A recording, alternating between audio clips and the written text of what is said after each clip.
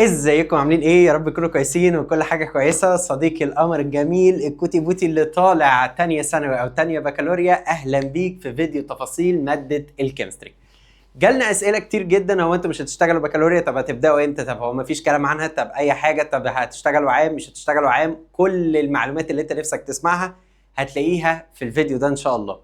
طيب اول حاجه عايزين نتكلم فيها، هل احنا هندي بكالوريا بس ولا بكالوريا وعام؟ الاتنين. منهج البكالوريا اوريدي خلاص نزل، لسه بس مستنيين نتأكد العام هيدرس نفس المنهج ولا المنهج القديم. غالبا هيكون طبعا المنهج القديم، لان المنهج البكالوريا اتقل شويه، لان هو ضامن اولى وثانيه وثالثه ثانوي، لكن انت واحده هتدرسها في ثانيه وهتدرسها في ثالثه، فبالنسبه لك لا، غالبا مش هيكون نفس المنهج.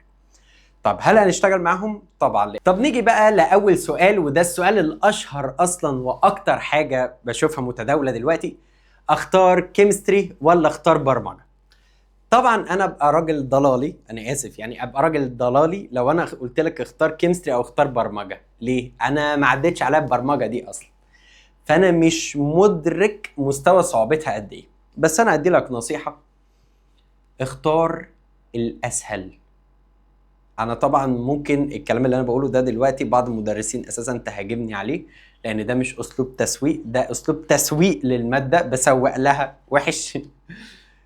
انت دلوقتي في المرحله المدرسيه، انت عايز تطلع باكبر مجموع علشان تخش الكليه اللي نفسك فيها. طيب انا شايف ان انت تجرب الاتنين، لازم تجرب الاتنين، لان انا ما اقدرش احكم على البرمجه. ما انا ممكن اقول لك كيمستري سهل عشان انا شايفها حلوه، انت مش هتشوف ده. فانت كده كده لازم تجرب المادتين، تجرب اول حصه او حصتين تشوف انا دماغي متجاوبه مع مين اكتر. ما هو انا ممكن اروح للبرمجه، كل المدرسين بتقول ان هي اسهل، بس ده برضه وجهه نظرهم، ما هو مش فاهم حاجه في الكيمياء. مدرسين الكيمياء بيقولوا ان هي يعني الصراحه ما شفتش حد ان بيقول الكيمياء سهله يعني، بس ماشي يعني. وده برضه وجهه نظره هو. طب انت بقى، انت هتشوف الاسهل ليك. طب انا هعمل ايه؟ ما انا كده هتدبس. لا، انا هقول لك حاجه حلوه الصراحه جت في بالي، واحنا قررنا ان احنا هنعملها ان شاء الله. الدرس الاول او الحصه الاولى كامله هتنزل على اليوتيوب فور فري لكل الناس. تقدر ان انت تشوف الحصه الاولى من الكيمستري. انا بقول لك ان انا هحببك فيها، انا هعملها غسيل مخ مبهر، ما اقولكش. انا هسيبك من ان انا شكلي محترم دلوقتي وفورمولا وبتاع، لا، في الحصه حاجه تاني. فاول حصه هتنزل لك على اليوتيوب، تقدر ان انت تشوف هل انا متقبل الموضوع ده ولا لا، من غير بقى ما تدفع ولا اشتراكات ولا نعمل ولا انا اشوف. لا مش عجباني، خلاص من قصرها كده انا هروح اشوف الماده التانية. طب الماده التانية مش عجباني، لا خلاص يبقى احنا هنرجع للكيمستري.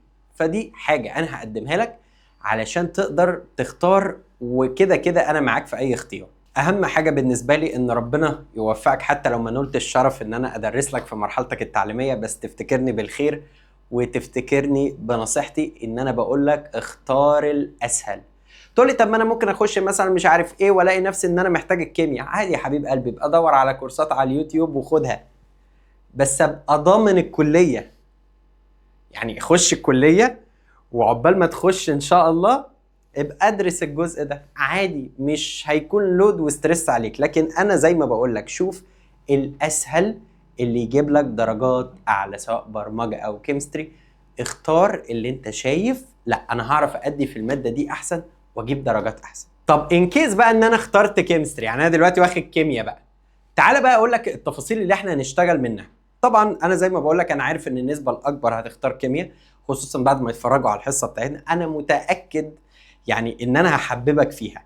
لما يكون المدرس نفسه حابب الحاجه اللي هو بيعملها، مش بيعملها جاست فور بزنس، هحببك فيها واخليك اشطر مني كمان، تتمنى ان انت دخلت علم علوم كمان مش علم رياضه بس. طب هنشتغل ازاي؟ بص بقى يا حبيب قلبي، اولا احنا هنشتغل على مدار السنه من الكتاب الاساسي اللي هو كتاب المعاصر. الله، ايه ده؟ مش تعملوا الكتاب بتاعكم؟ الكتاب بتاعنا احنا مش هننزله السنه دي. طب ليه؟ حاليا ان انا عقبال ما اخلص الكتاب باسئله الكتاب كله وانزلها لك، دي هتاخد مننا فتره تقريبا حوالي 20 يوم. يعني انت مضطر تستنى تتاخر 20 يوم، وعقبال ما الكتب تطبع وتنزل المنافذ، ولو انت بتجيبها شحن توصل لك، دي فيها شهر كمان. فالصراحه انا شايف ان ده تضييع وقت حاليا ان انا اروح اعمل لك كتاب. طيب كتاب المعاصر هو بيقولوا ان هو خلاص هينزل كمان اسبوع تقريبا، فاحنا هنشتغل منه. وكتاب المعاصر هو اكتر حاجه انا عايز اشتغل منها، لان ده اسهل حاجه الناس بتعرف توصل لها، وده المصدر اللي انت طول عمرك متعود عليه، فانت مش هتحس ان في اختلاف كبير.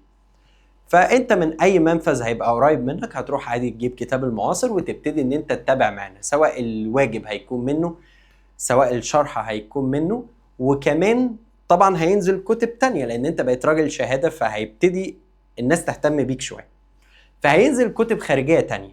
لو لقيت افكار مش موجودة في المعاصر وموجودة في الكتب الخارجية التانية سواء عربي او لغات، لان هم تقريبا حوالي 8 كتب، الوافي والتفوق من ديليفو وايزنبرج وافكار، ده شلة طويلة يعني. لو لقيت افكار مش موجوده انا هجمعها لك في فايل بي دي اف، ولو عربي هترجمها لك لانجلش ما تقلقش، واوريك البي دي اف ده وبرده نحله معانا كحل اكسترا. طيب هل هيكون في كورس تاسيسي؟ الاجابه لا. ليه؟ لان انا عارف ان انت ما درستش حاجه، فانا هبتدي ان انا اشتغل معاك من تحت الصفر. كل معلومه انا هحتاجها في الدرس انا هشرحها لك من تحت الصفر، فانت ما تقلقش من حته التاسيس دي. انت داخل ماده على الابيض وانا عارف ان انت على الابيض. طيب موعدنا ايه؟ البدايه امتى؟ الحاجات دي كلها البدايه اول ما الكتاب ان شاء الله ينزل، كتاب المعاصر، هبتدي ان انا اقول لك البدايه هتكون امتى. واحنا الشغل بتاعنا السنه دي هيكون اونلاين بس، مش موجود سناتر، فاحنا مش موجودين تانية سناتر، هي اونلاين بس.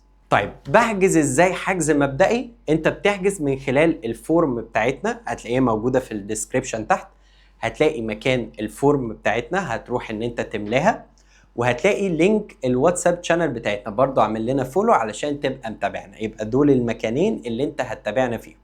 اول حاجة هملى الفورم اسيب بياناتي فيها عشان اول ما يجد اي جديد نتصل بيك ونتواصل معاك، وتاني حاجة تشانل الواتساب عشان بينزل عليها كل التفاصيل وهينزل عليها ميعاد البداية. وبس كده يا صديقي، ربنا معاك ويوفقك. ولو ما كانش ليا نصيب ان انا ادرس لك في مرحلتك التعليمية، كفاية الفيديو ده ان انت اتفرجت عليا فيه. واشتغل بنصيحتي زي ما قلت لك، دور على الاسهل عشان تجيب المجموع الاكبر. ربنا معاك ويوفقك، واشوفك دايما في احسن كلية واحسن واحد في الدنيا. ولو شفتني في مرة من المرات حتى لو ما درسناش سوا، يبقى تعالى سلم عليا. ربنا معاكم واشوفكم على خير.